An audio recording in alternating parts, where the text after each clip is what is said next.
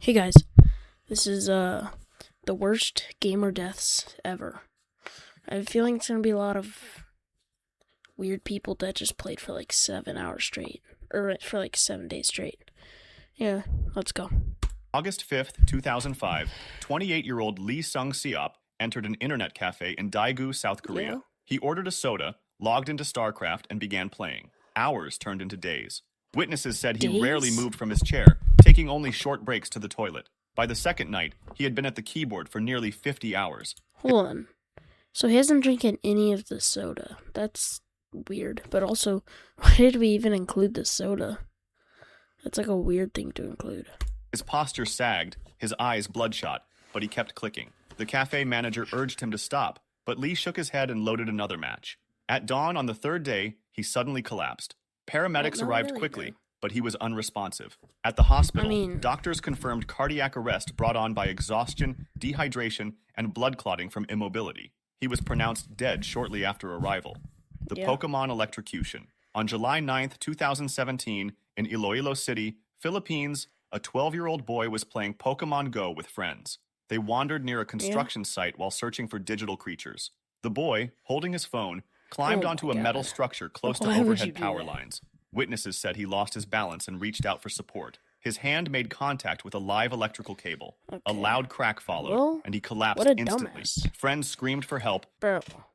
Okay, no offense to this kid, but like, why would you climb up an electrical pole and then touch an electrical wire? Surely, your Pikachu cannot be this serious. It's not that deep, guys.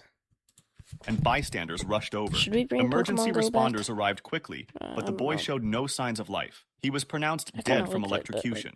Authorities confirmed that he had been distracted by the game, which led him into a dangerous area. The accident was covered by local news outlets and cited as part of a series of Pokemon Go-related fatalities worldwide, where players, focused on the screen, entered dangerous environments.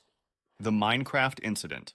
On July 19th, 2015, a 17-year-old boy entered an internet cafe Oh in my Pampanga, God. Oh, I know Philippines. this is He gone. logged into I've heard about Minecraft this and one, began actually. what became a marathon session. Witnesses said he played for almost 3 straight days, taking only Wow. brief naps at the desk. Staff grew concerned when they noticed he had not eaten properly and had barely moved from his chair. On the third day, as he leaned forward to type, his body went limp. He collapsed onto the keyboard and did not get up again. Friends called for help, and staff attempted first aid. Paramedics arrived, but pronounced him dead at the scene. Local doctors later cited cardiac failure linked to severe exhaustion and dehydration after continuous gaming.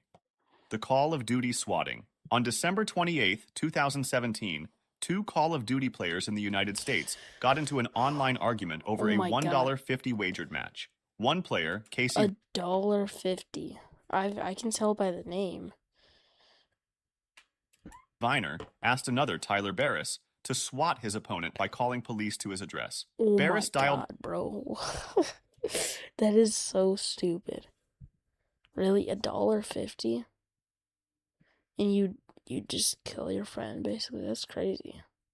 911 in Los Angeles and reported a fake hostage situation in Wichita, Kansas. The address he gave was not his rival's, but belonged to 28-year-old Andrew Finch, who had no connection to the dispute. Police surrounded Finch's home. When he opened the door, officers ordered him to raise his hands. Confused, he moved slightly, and an officer fired a single shot. Finch was killed instantly in front of his family. The case Dang. shocked the gaming world. Barris was later sentenced to 20 years in prison, while Viner received a shorter sentence. The Wii Fit Wait, so the Vinus guy, did he do anything? Because it did just say that. It did just say that all he did was just like got in the fight. I don't know. incident. On December 28, 2009, 25-year-old Tim Eves from Sittingbourne, Kent, received a Nintendo Wii Fit as a Christmas present. Excited to try it, he began using the console's fitness programs on Boxing Day. Yo, low key though, if your parents give you a Wii Fit for Christmas, they're basically calling you fat. I don't know. I mean, I feel like that's kind of just calling you fat. Family members later reported that he exercised intensely for several hours with the balance board and aerobic mini-games. That evening, after finishing a workout, he complained of chest pains and shortness of breath. his mother urged him to rest. Minutes later, he collapsed in the living room. Paramedics were called immediately. Despite resuscitation attempts, he was declared dead at the scene. An inquest found that Tim had suffered a sudden cardiac arrhythmia. Though rare, I feel like that one, that's not his fault. Because it said he was playing it for multiple hours, but like, that's not like days. That was just like, that's a hard workout, but like, you're not like expecting to die from that. So honestly, I'd say that's just, it's not even Nintendo's fault either. I don't know whose fault that is, honestly. doctors noted that strenuous physical activity can sometimes trigger fatal heart irregularities in young adults. The case was widely reported in the UK as the first known death linked to Wii Fit activity. The Counter-Strike incident. On February 26, 2010, in Chongqing, China, two men in their 20s sat in an internet cafe playing Counter-Strike. They began to argue over strategy and insults in the game. Witnesses said the argument grew heated, with both shouting loud enough to attract attention across the room. One man stood up and pushed the other. Staff intervened and briefly separated them, but the fight continued outside the cafe. The aggressor grabbed a knife and stabbed his opponent multiple times in the chest and abdomen.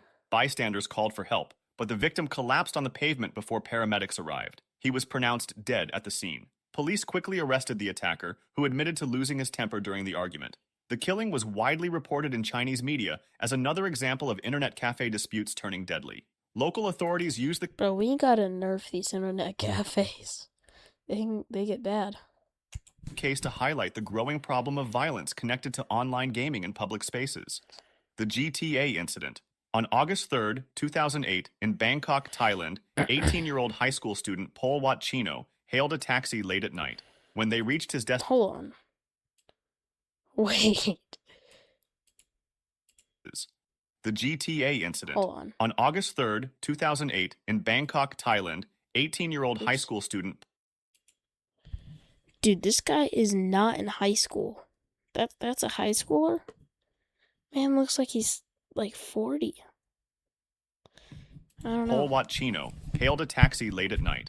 When they reached his destination, instead of paying, he pulled a knife and attacked the 54-year-old driver. He stabbed him multiple times before dragging the body from the car and attempting to drive away. Witnesses quickly alerted police, who intercepted him only minutes later. He confessed that he had been playing Grand Theft Auto and wanted to know what it felt like to hijack a car in real life. Investigators... That has nothing to do with GTA. That's not a gaming incident. That's just him playing too much GTA. Said he showed no signs of intoxication or mental illness, only fixation on the game. The teenager was charged with murder and robbery. He was convicted and sentenced to life imprisonment. Thai authorities responded by temporarily... I do know, though, that in the US, I guess he wouldn't be a minor, though. But, like, bro, if that kid was, like, I don't know, 4 months younger, he probably would not have even gotten in trouble. Or he would have gotten in trouble, but probably, like, for, like, 2 years instead of life. Because if you're under 18, or at least in the US, you just, you barely get any time. Pulling copies of Grand Theft Auto 4 from store shelves, citing the killing as evidence of dangerous influence. The crime received international coverage and became one of the first game-inspired homicides. The VR incident. On December 21, 2017, a 44-year-old man in Moscow, Russia, was at home using a virtual reality headset. He moved through his apartment while immersed in the game, unaware of obstacles around him. Investigators later determined that he stumbled while playing and crashed directly into a glass table. The impact shattered the surface, slicing deep into his body. Alone in the... I mean, I feel like VR, like, we gotta do something about, like, I guess Meta did something, because, like, they made you, like, make a circle or something, but still, like, you don't know where you're going. You could just, like, smash into something and just die. The apartment, he was unable to call for help. Neighbors reported hearing a loud crash, but did not enter. Hours later, family members found him lying in the living room surrounded by broken glass. He had bled to death from severe wounds to his head and neck. Moscow authorities confirmed the accident, noting that it was one of the first recorded cases of a fatality linked directly to the use of a VR headset. The unusual circumstances attracted international attention, with headlines highlighting the hidden dangers of playing immersive games in unsafe environments. The World of Warcraft incident. On February 1st, 2007, a 26-year-old man walked into an internet cafe in Guangzhou, China. He sat down, opened World of Warcraft, and began to play. Witnesses later said he barely spoke, only pausing for instant noodles or brief toilet breaks. Day 1 passed, then day 2.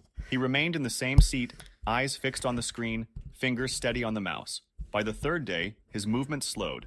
At 10 a.m., he suddenly slumped forward onto the desk.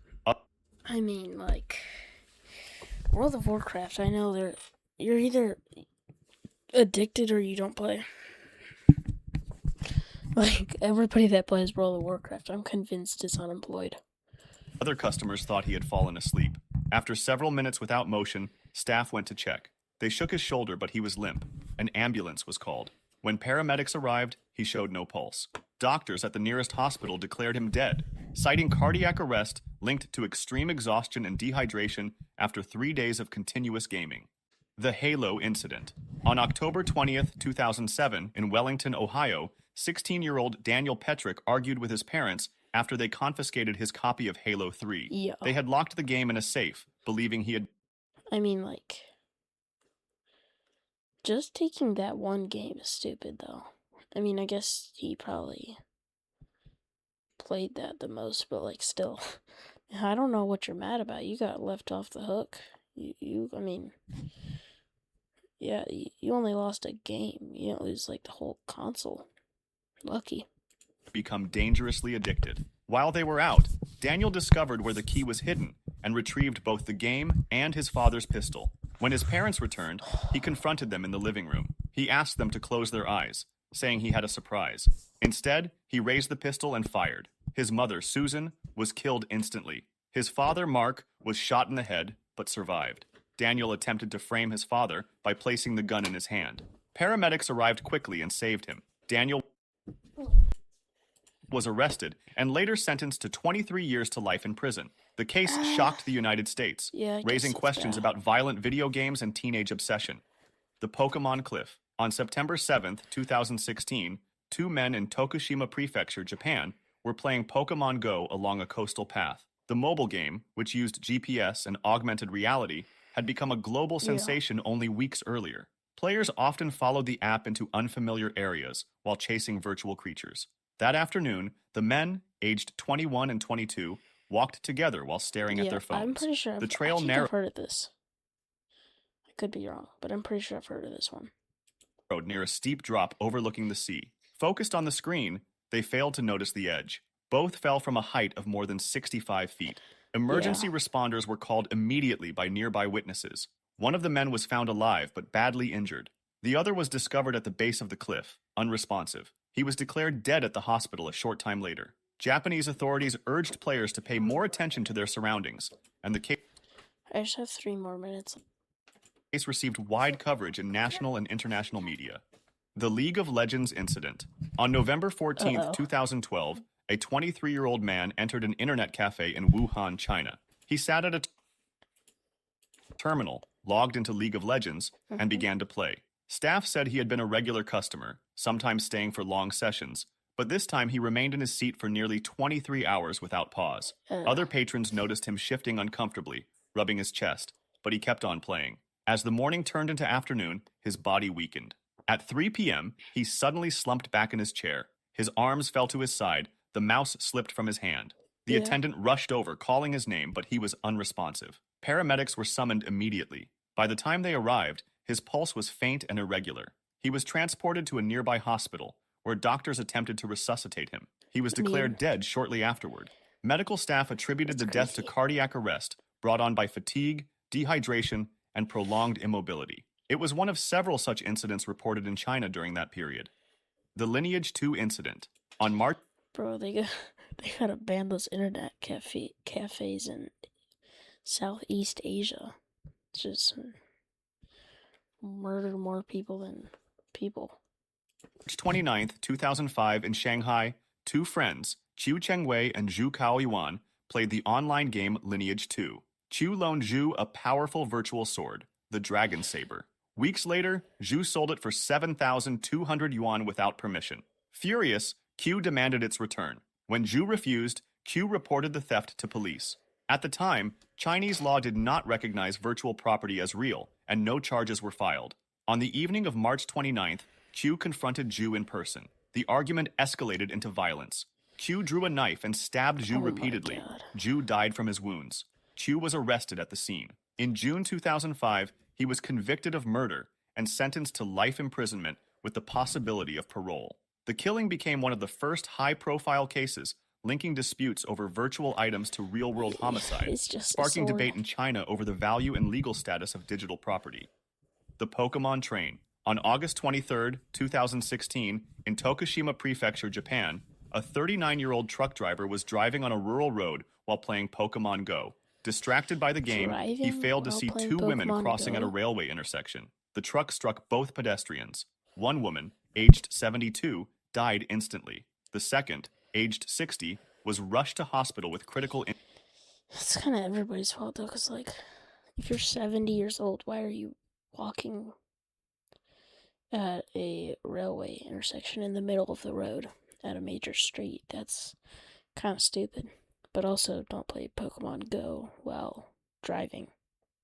And died shortly afterward. Witnesses said the driver never braked before impact. Police arrested the man at the scene. He admitted he had been playing Pokemon Go behind the wheel. Prosecutors charged him with dangerous driving resulting in death. The case made national headlines in Japan, where the government had already issued public safety warnings about the game. Following the tragedy, Niantic, the game's developer, added new warnings for players not to use the app while operating vehicles. Despite the changes, the Tokushima crash remains one of the deadliest incidents linked to mobile gaming distraction. If you enjoyed this video, subscribe for similar ones and feel free. Actually, subscribe to me, not him.